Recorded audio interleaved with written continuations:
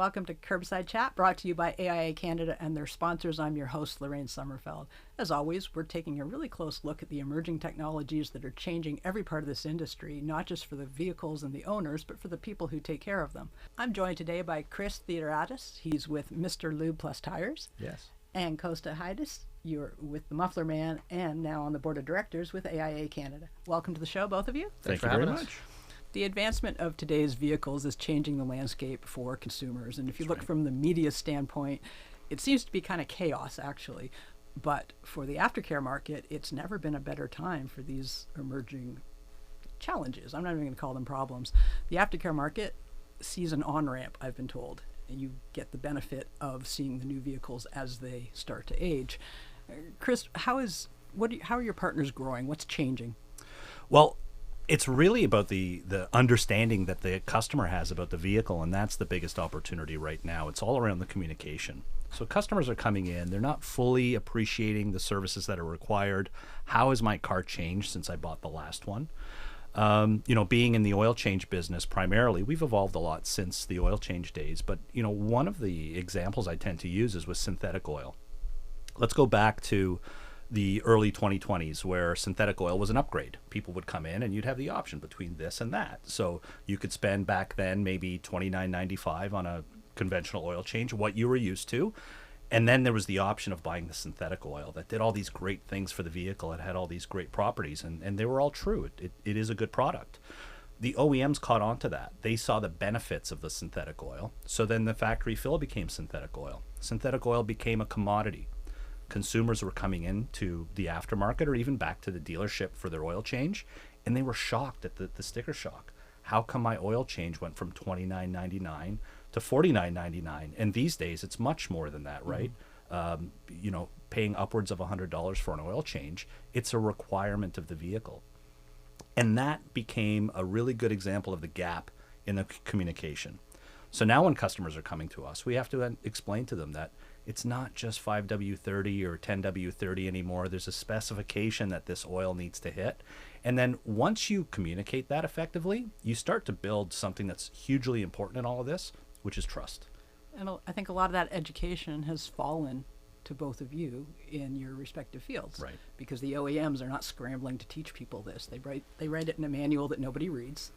Correct. And then it falls onto the aftercare market to explain this to these customers. I've been reading recent reports from places like DeRosier Consultants, and they track sales and everything else going on in the industry. And all of a sudden, we're seeing the aftercare market is exploding. It's getting bigger and bigger. And I'm finding some of these consultant places are surprised because 2 years ago, they did not think this was going to be happening because of the EV evolution was going to put everybody out of business. So it's been a really welcome change to see them getting behind your markets. What role do you see warranty playing? Because that's traditionally when people are a little scared, they stay with their OEM. Only with this burgeoning auto care market. Right. What role do you see for yourself? Well, the interesting thing is on the maintenance side, all the services that we're providing are warranty approved, right? The OEs know that they don't have the facilities to really service all of the customers, all of the vehicles that are out there, and those consumers need choices. So that's why in the aftermarket, there are all these products that are warranty approved, right? That's why we're meeting all these specifications. So it's quite easy for us to service vehicles that are under warranty. The other thing that's happened, as far as EVs goes, a car is a car, a vehicle is a vehicle. So when they come in, they still have maintenance requirements. So we're adapting to those changes. Even though we're perceived as an oil change business, we've now rebranded as Mr. Lube Tires. A lot of them are coming to us for the tires. So in the aftermarket, I'd be very looking forward to hopeful to more service opportunities, not fewer. The other thing that's happened is, because of the pandemic, people are hanging on to their vehicles a little bit longer. Maybe they didn't get used as much. There's a variety of reasons. But the interesting thing is it's added a service interval. It's added another set of tires that the customer needs. It's added some extra maintenance, sometimes a lot of other maintenance. So we feel very positive about the outlook over the next few years. Costa, when we talk about right to repair, because we talk about right to repair all the time because it's such a big deal, Quebec has taken steps. I know globally there's a lot of places that are actually trying to tackle this thing. Where do you see this role playing, and what do we need going forward? What does your business need to see when it comes to right to repair? Yeah, I mean, it's a very important topic for us in our industry, and that's primarily why I joined the board of directors at AIA Canada. It's imperative for our industry to be able to have access to all the information, all the data to repair these vehicles. At the end of the day, like Chris said, like the OEMs won't be able to take on all of these repairs and all these vehicles that are in the marketplace. It's absolutely impossible. So when it comes to the execution of repairing all these cars, I don't know what their plans are there, but it's not going to work. The aftermarket's been resilient for how many years? So we've always been the answer. We've been the answer for customers to have somewhere to go to service their vehicles when the dealership is not the place that they want to go. So it's really important for us to make sure that there's a lot of advocacy going on to make sure that this keeps getting pushed forward. Technicians and all of the independents out there as well too. Like, this is their livelihood, and that's really what this is coming down to, in my opinion. Okay, a little bit of a pivot here. In every single curbside chat, we are starting to understand that the auto care market is expanding rapidly. Yes. We also know it's not a monolith. It's made up of very different businesses, and you all have different concerns and different things that you bring to the table. The one thing I'm hearing repeatedly: workers, training, standards. That all falls under this one giant umbrella, and you all are having to contend with this. Chris, where do you find your workers and how? Well, it's so interesting because, it often comes from a passion for automotive. People arrive in our stores just because they have this passion for vehicles, right? So that's how a lot of people have ended up there. That's how I ended up in this business, quite frankly. But we've had this real insurgence of new Canadians coming to Canada, which has been fantastic. It's been wonderful. There are all these excited people and bright minds that are coming in. And with that, we're facing some different challenges. Now there's language, there's a little bit of culture, they're trying to get established here. As a first-generation Canadian myself, I have a lot of empathy for these folks. So we're getting people from, right out of trade programs, sometimes even right out of high school. Then we've got all these emerging new Canadians coming, just looking for work. And they're really thriving in our business. It's quite exciting to watch. Do you find you have to make any... what kind of considerations do you have to put into place? You're talking about a very diverse workforce. Absolutely. And I'm sure you have training that you're... Sure. So we haven't actually adapted our training to specifically focus on those folks yet. But what's happening, it's happening organically within the stores. So, a lot of our franchisee base is from the same part of the world that these folks are from. So that really helps. It helps on the language side, right? Mm-hmm. So that's first the primary thing. And then when they come, one thing I'd like to address is getting established. It's a challenge for a lot of people. And it creates some opportunities for us to help. So we're trying to help people get their PRs and things like that so we can keep our workforce, so we can work on our retention. Getting that information sometimes can be difficult. So one thing I would share that some of our franchisees have done, they've gone to a third party and brought them in as a consultant to let them know, how does a PR status work? What are all the right things to do? So that's, if I could give one little tip on working with the new part of the workforce that's coming in, it would be that. There's a lot of other resources available. That's excellent. It's like having not a referee, but somebody at the table that understands both sides of the equation. Exactly. And can explain it to the two sides that maybe don't have all the details. I like that. Costa, how are you recruiting? And do you think universities and colleges are stepping up? Or is enough being done?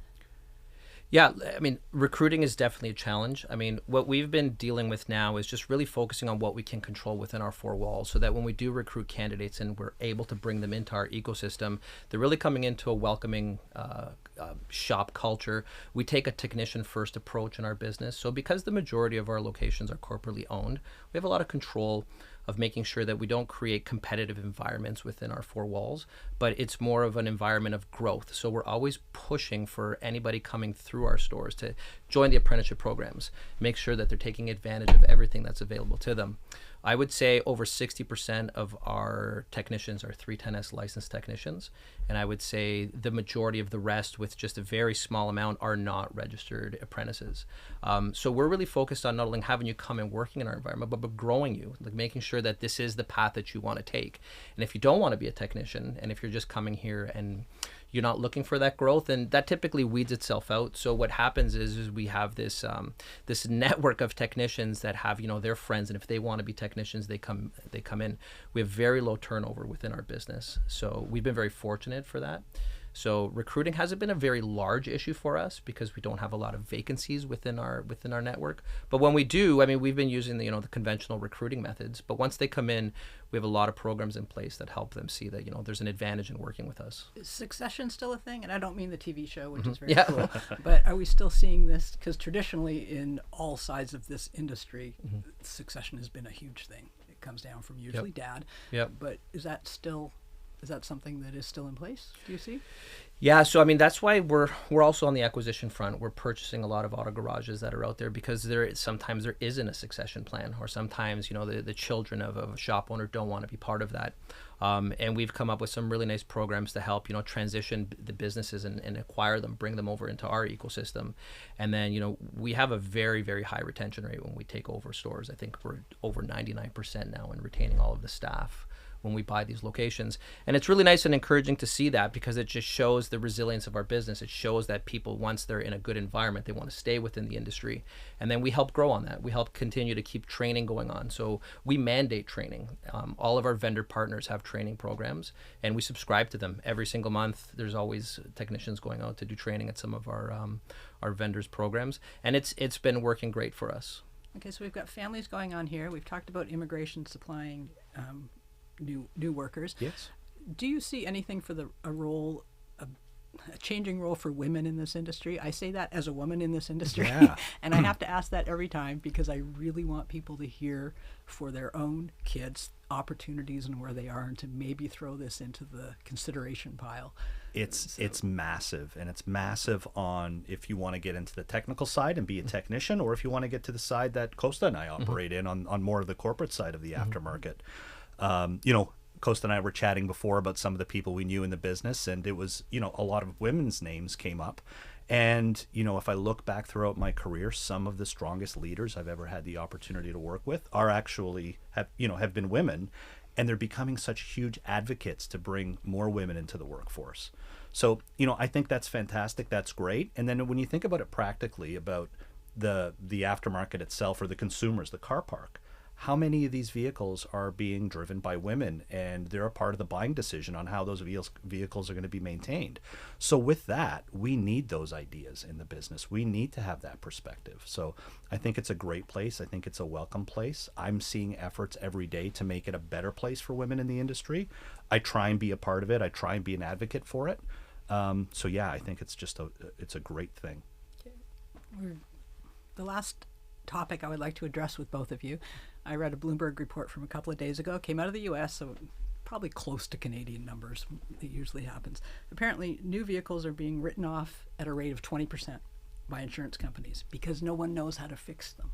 That's 5 times higher than 1980. In 1980, cars had, 4 parts? And the tires? I understand. So we're in a time of it's flux. It's crazy. And writing off 20% of vehicles because they don't know how to fix them is insane. It's absolute polar opposite to what we're trying to get to, which is vehicles that last longer. You brought up that 12-year point. That is, a lot of that rising costs. Insurance costs are crazy, and a lot of people don't want all the extra stuff that's coming with their new computer that they just bought on tires. There's also a lot of people who are consistently underwater on loans because the loan terms are longer. 20%. This is where the aftermarket is going to get all shiny, isn't it? So what role are you going to play moving forward? And do you have to get insurance on board with this? Can you see steps between here and there that shrink that 20% being written off? Yeah, I mean, look, this is why the right to repair is so important, right? That is a perfect example as to why the right to repair and having that data and having that information available for the aftermarket to repair these vehicles is this shows that, right? So if there is that lack of knowledge and skill set to repair those vehicles, all that, when we hear numbers like that, that's a cost that trickles down to every single Canadian, every single person that drives a car across the globe. Those we pay for that, right? So it becomes more expensive. So having that information available to us is why it's so imperative. I use this phrase all the time, like we're the answer. Like the aftermarket is the answer to these issues, to make sure that we can assist in keeping costs down, keeping vehicles on the road, keeping people safe to drive their children to school or to go to work. We're so reliant on our vehicles. putting restrictions in place to having Canadians repair their vehicles, it just puts such a large stress on the entire industry, on every single person that needs to drive their car. Unfortunately, sometimes we get caught living in municipalities that, you could take a bus. But, there's two Canadas. There's the one that's, the municipalities, and then there's everyone else where driving to work is 120 kilometers. So we have to have the information available so everybody can repair their cars in the aftermarket as well, too. We're partners with the OEMs. Mm-hmm. So to put those barriers in place, I think does a disservice to everyone that goes behind the wheel of a vehicle. With all the changes going on in the business, we've covered so many of them during this Curbside Chat. But for both of you, what are you bringing to the customer experience? How are we enhancing the customer's experience? A lot of it is from transparency and a lot of it is from education. So with transparency, it's when the customer's coming in for service, we're very open about this is the electronic owner's manual. So if you were to open your glove box and look at the maintenance that's required, this is what we're telling you is required here. And there may be some items on here that you weren't familiar with in the past. With the tire changeover, a lot of people aren't used to TPMS sensors, right? And that's a huge opportunity for us in the aftermarket. Things like that, where you might think it's an upsell to put TPMS sensors in the car, and you're making an incorrect assumption. Because what's going to happen is that customer's going to roll out, the light's going to come on their dash, and automatically they've had a bad experience because you didn't talk to them about the requirements of the vehicle. There are so many different examples of that. So, from my perspective in the aftermarket, that's probably one of the biggest opportunities is don't be scared to communicate. Have a little bit of information that you can talk relevantly to that customer so that they understand the need, and then let them make the decision. So many times behind the counter, or in my case through the window, we might be making the decision on behalf of the customer, and that's a mistake. You're not doing the right thing by them, and you're not doing the right thing for your business. One thing I've noticed before I get to you is that with more women involved in the industry, it's far less dismissive than it was, say, 20 years ago. And I speak again as a woman in this industry. There was a kind of, is your dad coming with you? Is your husband coming with you? And what you've just said about being transparent and giving them information, it's like, okay, that's cool. That drives with what I've been reading myself on the internet. So I like that. Costa, what are you seeing for the Mufflerman when it comes to the customer experience? The customer experience, in my opinion, is always going to remain the same and always has been the same. We're people serving people. So with all of the noise, with technological advancements, vehicles changing, EVs, at the end of the day, we're people serving people. And as long as we have the right tools, communicate the right things, have the right environments for people to come service their cars, it's a recipe for success. It's never changed. All that's changed is just the communication methods or the technology that's there.